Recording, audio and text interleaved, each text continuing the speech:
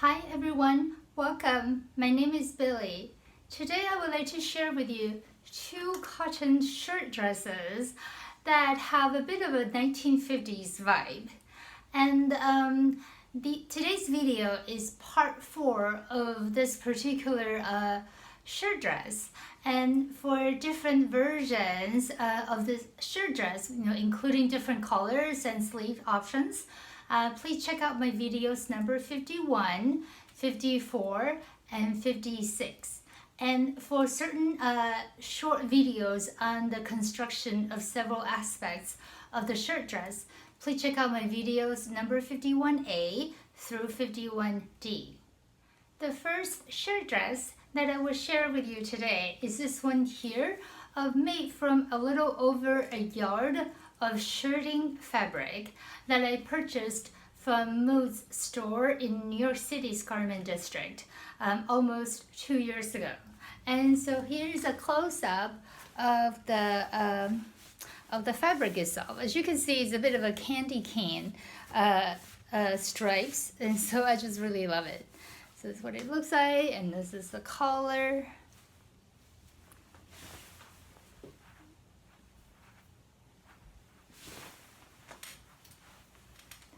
So how this dress came about is a bit of an interesting thing. So 2 years ago when I purchased this fabric, I actually only purchased 1 yard of this fabric. And when I was young and foolish, I thought that 1 yard of this shirting fabric, which is about 60 inches wide, would be enough for a shirt. But turned out it was not enough.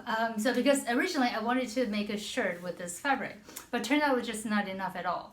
And so I decided to play around with the pattern pieces, and then turned out I could make a shirt dress out of the fabric that I had. And so that's what I did. And technically 1 yard would not have been enough for the shirt dress. But because I purchased this fabric from New York City's garment district, and the garment district's convention is that they will give you a little bit extra on either side of your yardage. And in my case, actually, because part of the fabric, the width of the fabric was swatched out, so there was a corner that was cut out. The corner was about maybe 8 inches wide, that was cut out. But then when they measured the yardage, they started after the swatched out portion, and then they measured it. So, but then in the fact, I actually got the rest of the width of the fabric for free in a way. So when I measured it, for the rest of the portion, that was not swatched out, I had about 1.4 yards, so about 50 inches actually of length, even though I only pay for 1 yard, which is 36 inches long. So for one portion, I had about almost 50 inches long. And then for the swatched out portion, I had about 42, 43 inches long actually. And so that extra fabric allowed me to actually make this shirt dress out of that shirting fabric that I got. And but then it was actually a very tight fit. And so for example, in this shirt dress, there is a separate button placket. And for this button placket, I tried to have a continuous matching. So actually, I think I did a pretty good job, because this is actually the button placket. And then so I was able to match it so it's a continuous button. But on the other side, I wasn't quite able to do that, but that was okay. And then for the interior of the button placket, I actually had to use the salvage edge because otherwise it was just not enough. And also for this dress, I made a matching belt, and then in this case, the belt, the stripes goes horizontally.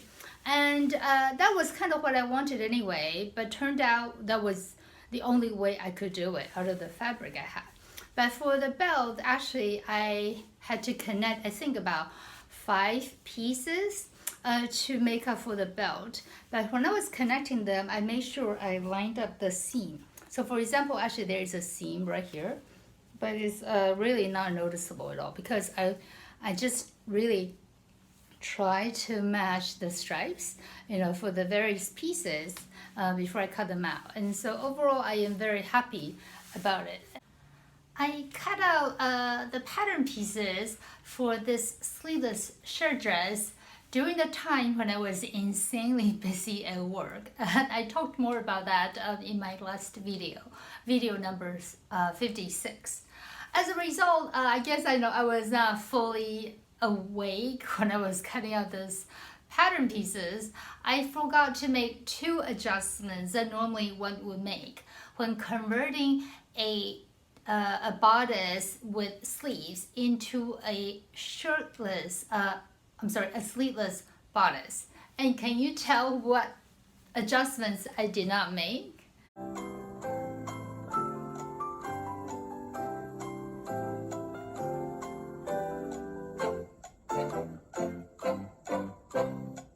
Okay, so the two adjustments I forgot to make is normally when making a sleeveless dress, one should raise the armhole a bit, because normally the armhole is larger for a sleeve dress, to accommodate the additional movement needed for that sleeve. But obviously in a sleeveless dress, that would not be necessary. So therefore now, it's still fine, but it definitely is a bit lower than I would have liked. I would have normally raised it by about ½ inch when I convert a sleeved bodice pattern into a sleeveless bodice pattern. So that's adjustments I didn't make, number one. And number two is normally when converting into a sleeveless bodice, you will carve out a little bit more this way. So it will come in a little more. Otherwise, it's a little bit excess fabric, when I move my arm around like this.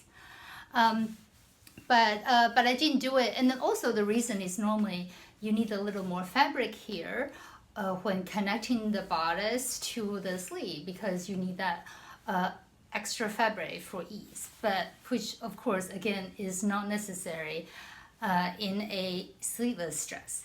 But I didn't do it. But technically I could still do it now, because obviously one can always take away the extra fabric. However, because the armhole is already kind of large, for my liking, so I decided not to carve it out, because that would increase the armhole size. So that's so overall I'm still very happy about it, even though I did not make the two adjustments.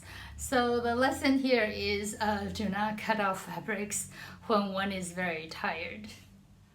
Very quickly, the patterns used for this shirt dress is exactly the same as the other ones. Namely, the bodice is modified from my Monster shirt by the pattern company Dress Your Body, and I previously talked about the shirts themselves in my video 48. And this is the collar that comes with that shirt pattern. And for the skirt portion, I used the most beloved New Look 6843 View A. And so that's what I used. And it's kind of funny, I guess only sewers would appreciate. I was really happy that how the side seams really match up. So I have this really nice chevron effect.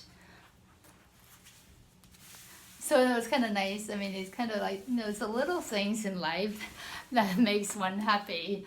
So overall, I'm very happy. And then this is the collar. And the interesting about this collar is I was trying to match the stripes. So for example, the collar stand obviously separate from the collar itself, but I tried to match it almost, but not quite. And same thing with the back also. How when they fold it down, the collar pattern almost matches the back of the bodice. I think I'm off by maybe 1 millimeter-ish, but that's quite all right. But actually it's not that difficult, because the back portion, also the collar and the collar stand were all cut on the fold. So as long as I start with the same point of the fabric, the matching actually would not be so difficult. So overall, it was not a difficult project. And because this one is shirtless, and I did line it with white viscose rayon. And so what I did to line this sleeveless dress is what I used the burrito method. And there are plenty of videos on YouTube that show you how to use the burrito method, and they really work great. And so I really love it. So I was really happy that I had the opportunity to take this dress out for a spin earlier in the week. So what happened was a colleague and I were meeting with a client, and because obviously it's still during COVID, so we wanted to meet outside. And so my colleague kindly offered for us to meet in her backyard. And she lives in Westchester, New York. And Westchester, by the way, is a suburb that is about 30-40 minutes outside New York City. So anyway, I drove out to her house, and unfortunately, by the time I got out of my car, the dress looked a bit wrinkled because I wasn't paying very attention when I was getting into the car. But it was not, too bad. So I don't think it was particularly noticeable. And we had a great time, if one can call that for work. But because she has a beautiful house, and her patio is fairly high, overlooking a hilly area. And so it was just a perfect setting for summer. And I thought this dress was perfect because it's a summer, so I did not want to look too stuffy, but it still looks very presentable for a client meeting. And so overall, it was perfect. And here is a quick video of my friend and I, or my colleague and I. And I did change up her face a bit with photo editing software. I figured this is a better way to preserve her privacy versus just blurring her face out completely. And but we had a great time with client, and so overall that was a perfect occasion for this dress. And so here is a quick video of this shirt dress, and I paired the dress with a pair of 3.5-inch round toe heels by Marc Jacobs in red suede that I thrifted either I think earlier this year or last year, I cannot quite remember.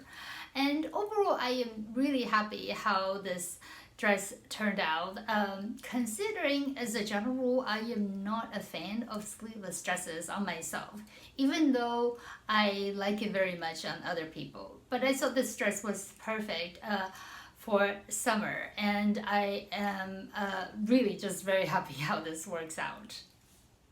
The second shirt dress that I will share with you today is this one here, made from just under 3 yards of about 44-inch wide cotton that I purchased from Joann.com. And so here's a close-up of this print. As you can see, there's our dogs, and then with palm trees and some hibiscus. And I just love it because it's so cute. And then there's the back here.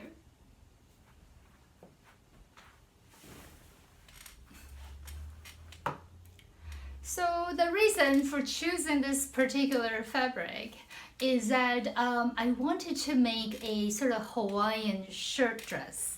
And so originally I actually purchased some sort of Hawaiian shirt looking fabric from moodfabric.com or fabrics.com. But then when I was browsing around, I actually came across this on Joann.com. And I just immediately fell in love with this print because the dogs here, I think, is a Jack Russell Terrier, I think. And not sure, I think. And my dog, George, even being the rescue, I don't know exactly what he is. And I never bother paying a few $100s for a DNA test. But somehow this dog really kind of reminded me of my dog George. And it's just such a happy print. And so instead of the other fabric that I purchased from Mood, I decided to use this one instead. And so that's how it came about. Here's an interesting story about Hawaiian shirt. Many years ago, a friend's parents retired and moved from New York to Hawaii. And their dad was, I think, a member of the Lions Club. And one time my friend showed me a picture of the Lions Club members with the governor of Hawaii. And the thing that jumps out immediately was several of the men were wearing Hawaiian shirts.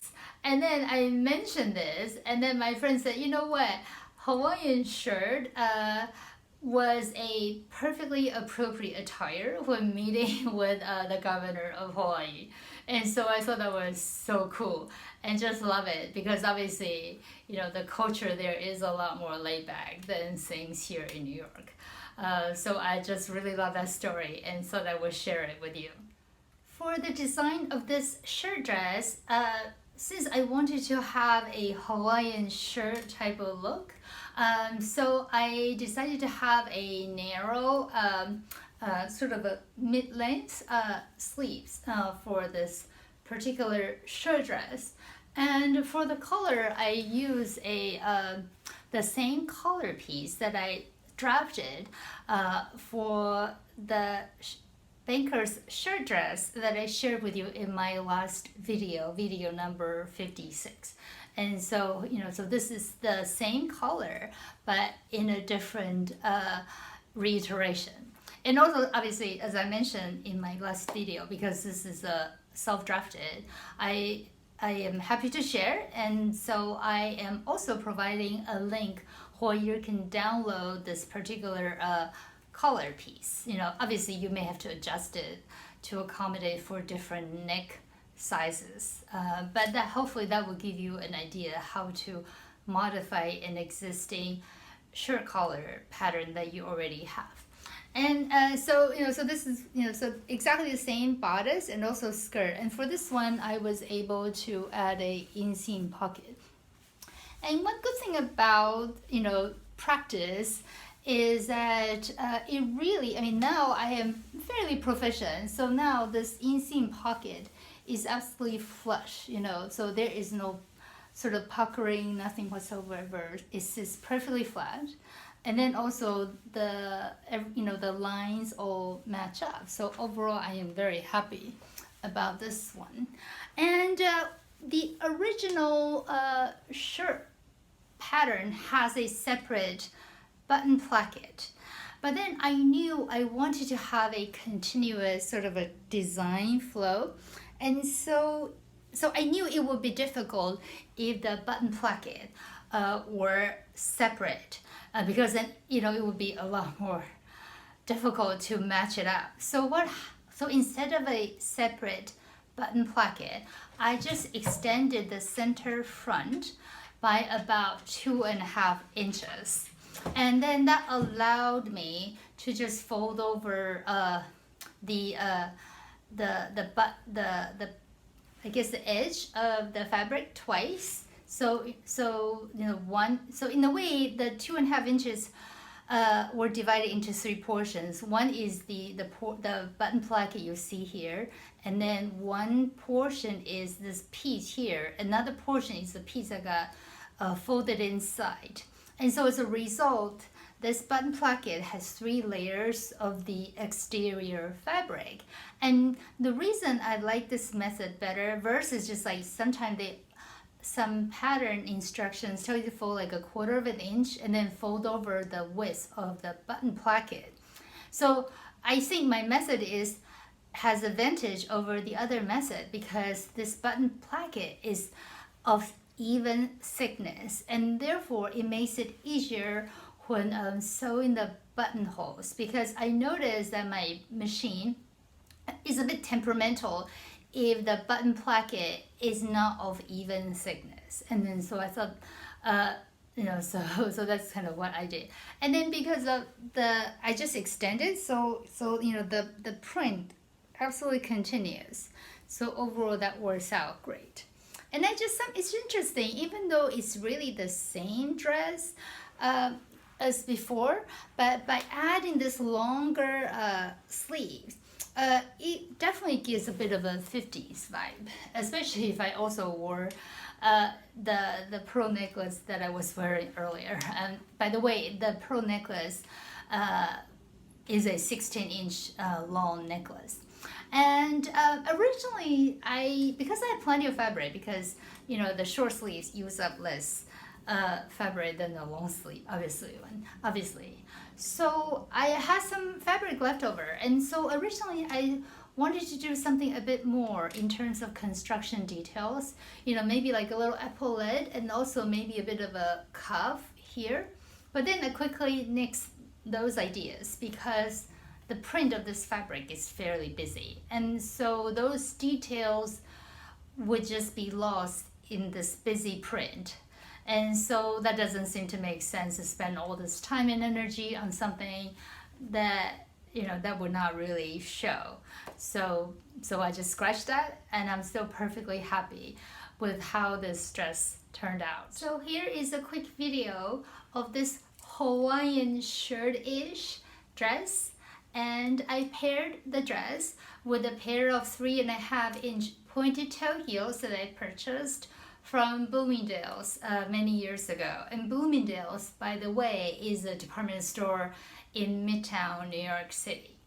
And strangely, after I tried this dress on after its construction, it just gave me a 50s vibe, and I think it's because of the fitted short sleeves.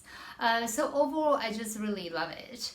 And paired the print, this cherry doggy surfing print with this dress, it just really makes me so happy. And that is another reason why I love making my own clothes, because I have unlimited freedom in pairing the fabric with the pattern, and to create something that is 100% customized for myself. So it's just such a great hobby to have. Thank you so much for watching. I hope you have enjoyed this video and hearing about the design and the thought process behind these two garments. So please do stay safe, be well, and I hope I will see you soon. Bye-bye.